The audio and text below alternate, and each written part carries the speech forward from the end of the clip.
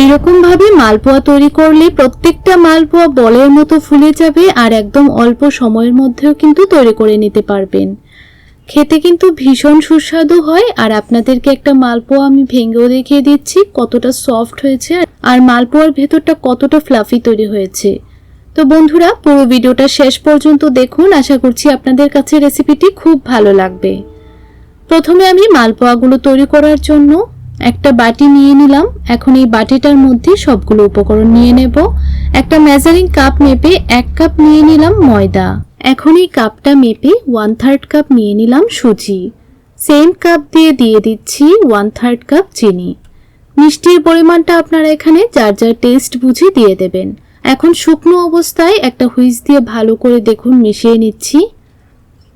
ভালোভাবে মেশানো হয়ে গেছে। এখন আমি দিয়ে দেব দুধ। এখানে আমি দুধ দিয়ে মালপোয়াটা তৈরি করব। দুধ দিয়ে তৈরি করলে কিন্তু এই মালপোয়াগুলো খেতে আরো বেশি ভালো লাগবে।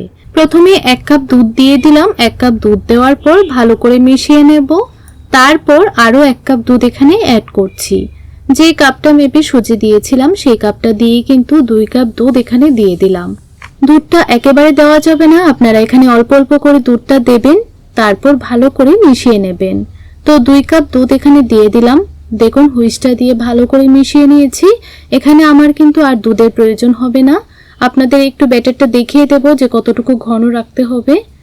তো দেখুন ঠিক এরকম করে আপনারা তৈরি করে নেবেন ব্যাটারটাকে। এখন হুইস্ক দিয়ে কিন্তু ভালো করে ফেটিয়ে নিতে হবে, একদমই যেন দানা দানা ভাব না থাকে। আর এই ব্যাটারটাকে একটু পাতলা করেই তৈরি করেছি। এখন 10 মিনিটের জন্য রেস্টে রেখে দেব, ততক্ষণে কিন্তু খুব সুন্দরভাবে সেট হয়ে যাবে। তো এখন আপনাদেরকে 10 মিনিট পর দেখাচ্ছি। দেখুন খুব সুন্দরভাবে কিন্তু ব্যাটারটা তৈরি হয়ে গেছে। এখন মালপোয়া পিঠাগুলো তৈরি করে নেব। আর আপনারা পিঠার ব্যাটারটা ঠিক এরকম করেই কিন্তু তৈরি করে নেবেন, তাহলে দেখবেন প্রত্যেকটা মালপোয়া একদম বলের মতো ফুলে উঠবে। তো এখন একটা কড়াইয়ের মধ্যে পরিমাণ মতো তেল ভালো করে গরম করে নিয়েছিলাম। একটা চামচ দিয়ে 1 কাঁটা ব্যাটার দিয়ে দিলাম। দেখুন দেওয়ার সঙ্গে সঙ্গে কত সুন্দরভাবে ফুলে উঠেছে। আর যেহেতু এই মালপোয়াগুলো দুধ আর চিনি দিয়ে তৈরি করেছি, তাই খুব বেশি কিন্তু কালার আসবে না। একটু লালচে কালার চলে আসলেই নামিয়ে নেব। দেখুন ঠিক এইরকম যখন কালার চলে আসবে তখনই নামিয়ে নেবেন।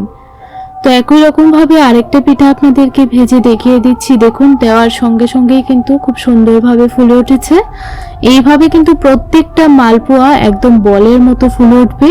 আর আপনারা তেলটা একটু ভালো করে গরম করে তারপর এই পিঠার ব্যাটারটা দেবেন, তাহলে দেখবেন সবগুলো পিঠাই ফুলে উঠবে। তো এই পিঠাটাও ভাজা হয়ে গেছে। একইভাবে সবগুলো পিঠাই তৈরি করে নিয়েছি। এইভাবে একদম অল্প সময়ের মধ্যে কিন্তু আপনারা এই পিঠাগুলো বানিয়ে নিতে পারবেন। আর এই পিঠাগুলো খেতে কিন্তু খুবই ভালো লাগে। আপনারা একদিন হলো বাড়িতে বানিয়ে খাবেন, খেয়ে কেমন লাগলো কমেন্ট করে জানাতে ভুলবেন না। রেসিপিটি ভালো লাগলে লাইক শেয়ার সাবস্ক্রাইব করে আমার পাশে থাকবেন।